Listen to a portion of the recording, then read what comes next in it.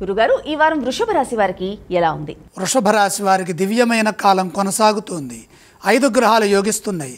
3లో చంద్రుడు, 2లో గురువు, 12లో శుక్రుడు, 11లో శని, దశమంలో రాహువు. పలు విధాలుగా లాభాలుంటాయి. ప్రయత్న బలాన్ని బట్టి శుభయోగం సిద్ధిస్తుంది. గృహయోగం అనుకూలంగా ఉన్నది. ఆశయాలు నెరవేరుతాయి. ధైర్యంగా ముందుకు సాగండి. ఆత్మవిశ్వాసం మెండుగా ఉంటుంది. మనోబలం సదా ముందుకు నడిపిస్తుంది. పనులు మొదలుపెట్టిన తర్వాత ఎట్టి పరిస్థితుల్లో పనులను మధ్యలో వాయిదా వేయకుండా ఎప్పటి పనులు అప్పుడే పూర్తి చేయడం ద్వారా శుభప్రదమైన భవిష్యత్తుని సొంతం చేసుకుంటారు.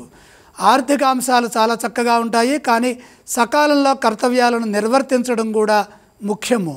లక్ష్యం త్వరగా సిద్ధిస్తుంది. వివాదాలకు దూరంగా ఉంటూ నమ్మకంగా పనిచేయాలి. సున్నితమైన విషయాల్లో లోతుగా వెళ్ళవద్దు.